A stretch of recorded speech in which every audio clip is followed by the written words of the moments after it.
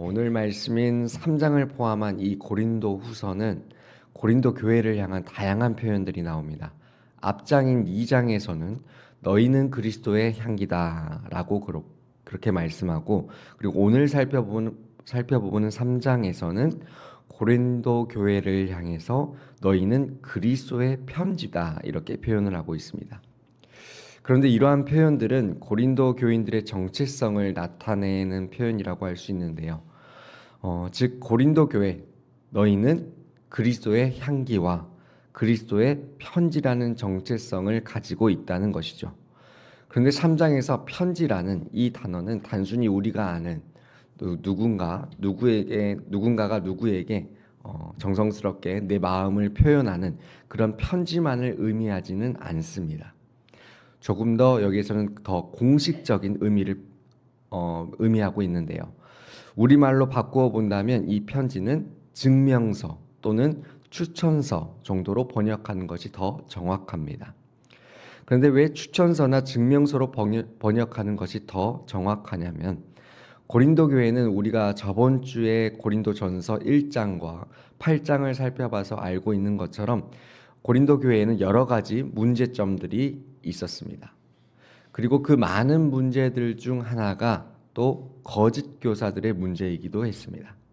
바로 율법주의에 물들어 있던 거짓 교사들이 고린도 교회에 침투한 것이죠. 그래서 이 거짓 교사들이 바울이 애써 가르쳐 놓은 복음의 견고한 탑을 조금씩 무너뜨리기 시작했습니다. 게다가 바울의 커리어에도 경력에도 흠집 내는 걸 시도하기도 했습니다. 어떤 시도를 했느냐? 이 거짓 교사들이 우리들에게는 예루살렘에서 발급받은 자격증명서, 그러니까 추천서가 있다. 그런데 저 바울은 이러한 추천서가 없지 않느냐라는 말을 하면서 고린도 교회 내에 여론을 만들기 시작했습니다. 이로 인해서 고린도 교회는 큰 혼란에 빠지게 됩니다. 그리고 이런 혼란에 대한 바울의 해명이 오늘 1절 말씀입니다. 1절 말씀에서 나는 공문도 없고 증명서도 없고 추천서도 없다. 그런데 나에게는 살아있는 증명서, 살아있는 추천서가 있다. 그런데 그것이 무엇이냐? 2절 말씀에 나옵니다. 너희가 나의 편지다. 다시 말해서 너희가 나의 추천서가 된다라는 겁니다. 복음으로 변화받아서 교회를 이루고 거룩한 하나님의 교회로 세워져 가고 있는 이 고린도 교회, 너희야말로 나의 살아있는 추천서다라고 말하는 것이죠. 이렇게 2절까지 바울은 이런 상황들을 해명을 하고, 이어지는 3절 말씀에서는 바울이 정말로 하고 싶은 알맹이와 같은 말을 합니다. 우리 3절 말씀 상반절 말씀을 보시면 너희는 우리로 말미암아 나타난 그리스도의 편지니 라고 합니다. 앞절에서는 2절에서는 너희는 우리의 편지다, 너희는 나의 편지다, 나의 추천서다 라고 말했다면 3절은 조금 표현이 다릅니다. 너희는 그리스도의 편지다 라고 말하고 있습니다.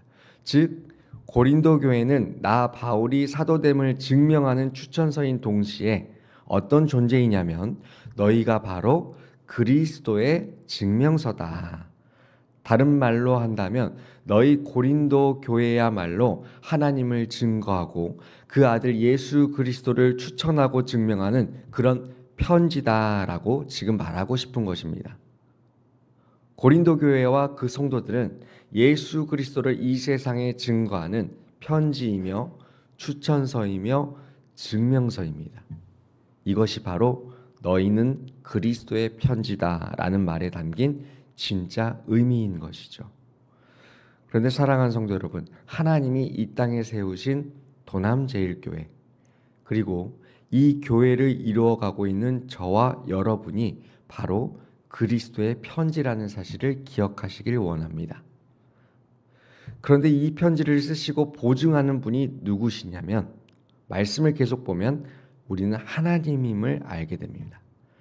3절 하반절 말씀을 이어서 보게 되면 이는 먹으로 쓴 것이 아니요 오직 살아계신 하나님의 영으로 쓴 것이며 또 돌판에 쓴 것이 아니요 오직 육의 마음판에 쓴 것이라. 지금 사도 바울이 말하는 바는 무엇입니까? 거짓 교사들의 추천서는 먹으로 쓴 것이고 그들이 여전히 놓지 못하고 있는 그 율법은 돌판에 쓰여진 것이라는 겁니다. 그런데 그리스도의 편지는 조금 다릅니다. 그리스도의 편지는 하나님이 직접 작성하셨습니다.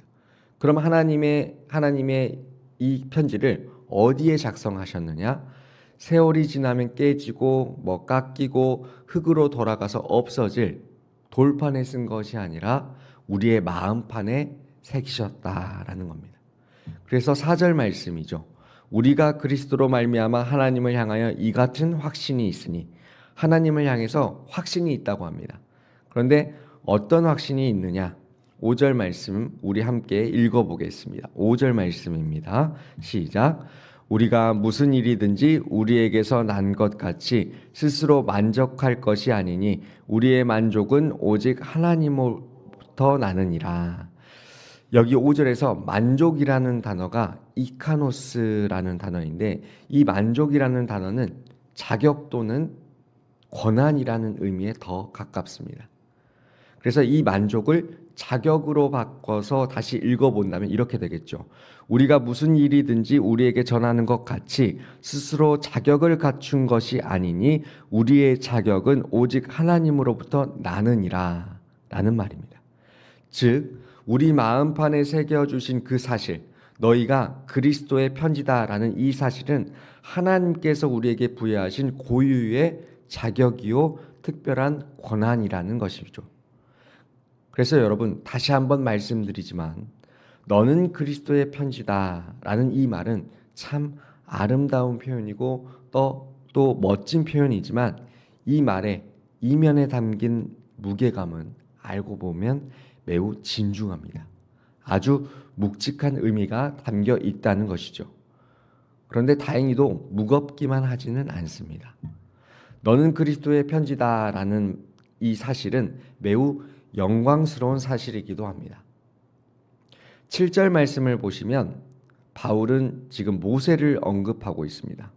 모세는 특별한 하나님의 사람이었죠. 하나님과 대면한 사람이었고 내 종이라는 정말 영광스러운 호칭을 부여받았던 위대한 성경 인물이었습니다. 그런데 바울이 이러한 모세를 언급하고 있습니다. 7절 말씀에서 돌에 써서 새긴 죽게 하는 율법 조문의 직분도 영광이 있어 이스라엘 자손들은 모세의 얼굴에 없어질 영광 때문에도 그 얼굴을 주목하지 못하였거든. 이 7절 말씀의 배경은 출애굽기 34장 말씀입니다. 출애굽기 34장을 보면 시내산에서 모세가 하나님과 대면을 하죠. 그리고 십계명 돌판을 가지고 산을 내려옵니다. 그런데 그때 모세의 얼굴에 광채가 얼마나 빛이 났던지 주변 사람들이 모세의 얼굴을 쳐다보지를 못합니다. 수건으로 얼굴을 가려야 할 정도였죠. 그러면서 바울이 하는 말이 율법의 영광도 그 정도로 대단했다는 겁니다.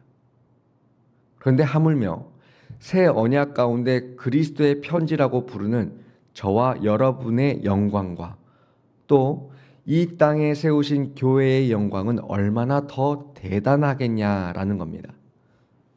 지금 바울이 말하고 있는 논리가 바로 이것입니다. 내가 그리스도의 편지로 이 땅을 살아가는 우리의 존재가 결코 작지 않다라는 거죠. 우리는 이미 예수 안에서 매우 영광스러운 존재가 되었다라는 그런 의미입니다. 이런 논리 가운데 8절부터 11절 말씀을 다시 살펴보면 오늘 말씀을 이해하기 쉽습니다. 8절에 하물며 영의 직분은 이라는 말은 바로 그리스도의 편지된 또 복음으로 새롭게 된 우리를 말하죠. 그래서 우리는 더욱 영광이 있지 아니하겠느냐라는 말이고, 9절에서도 정죄의 직분은 바로 과거 율법의 그 영광을 말합니다. 그리고 의의 직분은 그리스도에 편지된 우리를 또 말합니다.